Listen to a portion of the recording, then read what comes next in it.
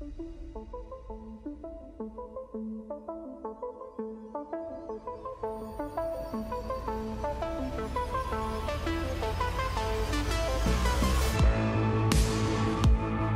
176 coureurs au départ, la Vendée comme décor et plus de 3000 km à parcourir.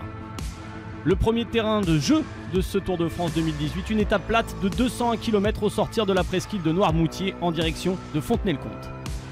Les sprinteurs sont attendus pour une explication, mais gare au piège sur ce tracé avec des risques de bordure dans le Marais Poitevin.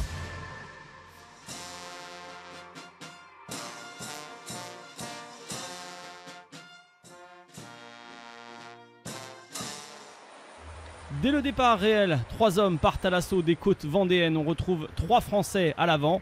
Yann Fredo de l'équipe Vanti Groupe Gobert, Jérôme Cousin de Direct Energy et Kevin Le Danois, ancien champion du monde sur route espoir.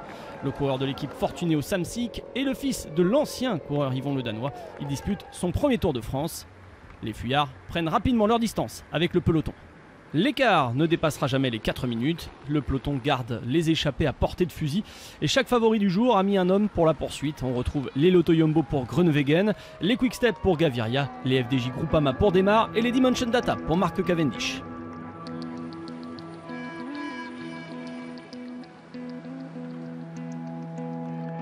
Lancé à 45 km/h de moyenne, le peloton reprend petit à petit les échappés qui commencent à être nerveux, mais aucun d'entre eux n'est résigné. Après s'être attaqués, ils sont encore 2 à continuer leur périple et passent en tête le sprint bonus de Meillezais. C'est Jérôme Cousin, déjà vainqueur du sprint intermédiaire de la Tranche-sur-Mer, qui empoche les 3 secondes de bonification devant Yann Fredo. Leur sort est finalement réglé quelques kilomètres plus loin.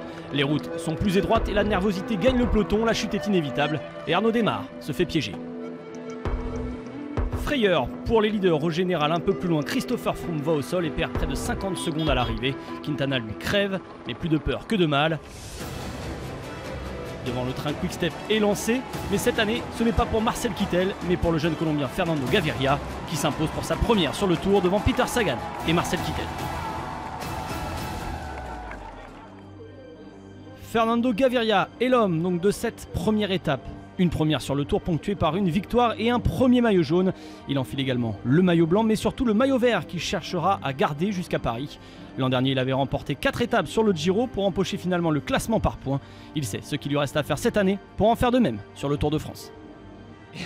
C'est une journée incroyable, on a beaucoup travaillé.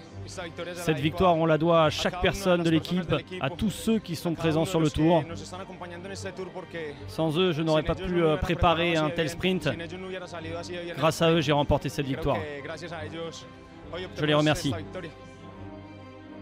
Fernando Gaviria de la Quick-Step a bénéficié du travail de son équipe comme Marcel Kittel avant lui. Sagan et l'Allemand sont battus d'ailleurs. À noter la belle 5e place de Christophe Laporte de la Cofidis. Au général et sur les classements maillot, Gaviria fait donc une razzia. Au jeu des bonifications, il prend 4 secondes d'avance sur Sagan et 6 sur Kittel. Parmi les favoris, on note le temps perdu par Christopher Froome et Richie Porte pointé à 1 minute 01 de la tête. Nairo Quintana lui perd déjà 1 minute 25 sur la tête du classement général.